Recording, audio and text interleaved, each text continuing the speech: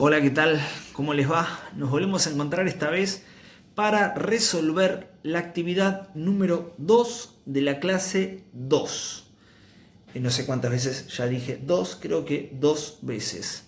Si hay alguno que juega a la quinela o vaya al casino, puede jugarle al 22 tranquilamente.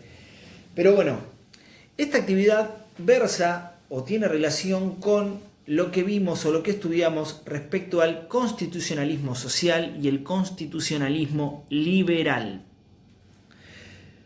La pregunta A de esta actividad dice lo siguiente: ¿qué diferencias encuentra entre la constitución liberal y la constitución social? Básicamente, y a grosso modo, lo que tenemos como diferencia es que la constitución liberal tiende a proteger lo que son los derechos civiles y políticos, o sea, los derechos denominados de primera generación, mientras que la constitución social hace foco o hincapié en lo que son los derechos económicos, sociales y culturales. Vamos a dejarlo un poquito más en claro a esto. Mientras que la constitución liberal pone el foco en el individuo, la constitución social pone el foco en el conjunto de los individuos. Como habíamos visto, al momento en el que surge el constitucionalismo social es un momento en el cual el sistema capitalista o el sistema de producción traía muchos perjuicios para aquellos que no se encontraban en una buena posición económica y social. Entonces, a partir de esto surge lo que es el constitucionalismo social, diferenciándose del constitucionalismo liberal justamente en los derechos en los cuales hace hincapié. En síntesis, constitución liberal, derechos de primera generación. Constitución social, de segunda generación. Ojo, esto no significa que la constitución social o el constitucionalismo social deje de tener en cuenta los derechos de primera generación, sino que lo que hace es adunarle los derechos de segunda generación en sus instrumentos constitucionales. La pregunta B decía lo siguiente: ¿en qué momento histórico surgen cada una de ellas y cuáles son las más reconocidas en su origen? El momento histórico en el cual surge el constitucionalismo liberal lo podemos determinar de la siguiente manera. Tiene su génesis entre los siglos XV y XVII, tiene su apogeo entre los siglos XVIII y XIX. Mientras tanto, el constitucionalismo social tiene su génesis o su inicio a principios del siglo XX y tiene su apogeo o auge a mediados del siglo XX. ¿Cuáles son los modelos paradigmáticos de cada uno de estos modelos de constitucionalismos?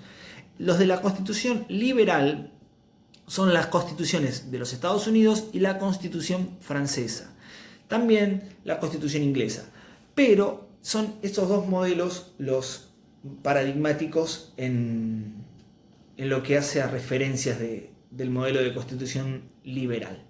En lo que hace a la constitución social, los modelos paradigmáticos son la constitución mexicana y la constitución alemana de la denominada República de Weimar, ¿sí? La constitución del 19 alemana. En Argentina tenemos lo que fue la constitución del 49, pero bueno, eso es en referencia a nosotros. La C, ¿por qué creen que nuestra Constitución Nacional es en esencia una constitución liberal? ¿Y qué relación pueden encontrar entre esto y sus modelos de referencia? Bueno, ¿por qué lo creemos? Porque la Constitución Nacional tiene su génesis en un modelo de referencia que es la Constitución norteamericana, que es una constitución de tinte liberal. Nosotros, como hemos visto, tuvimos un modelo de constitución social con la reforma del 49 que fue derogada y se volvió básicamente al modelo del 53, que si bien tuvo algunas reformas, esas reformas no han sido sustanciales como para cambiar el tinte liberal de la Constitución. Por tanto, la Constitución Nacional es netamente liberal porque hace hincapié en esos derechos de primera generación, teniendo alguna recepción de derechos de segunda y tercera generación, pero no es lo que predomina en la Constitución. Y tiene como modelo el modelo norteamericano. La pregunta D dice lo siguiente: en base a la lectura del artículo 14 bis de la Constitución Nacional, ¿podría hablarse de que el mismo introduce derechos de las constituciones sociales? ¿Por qué? Bueno, básicamente sí. ¿Por qué? Porque habla de los derechos del trabajador, porque introduce derechos que venían o que se habían sumado en la Constitución del 49 y que al ser derogada tiene como resabio o como sobreviviente este artículo 14 bis.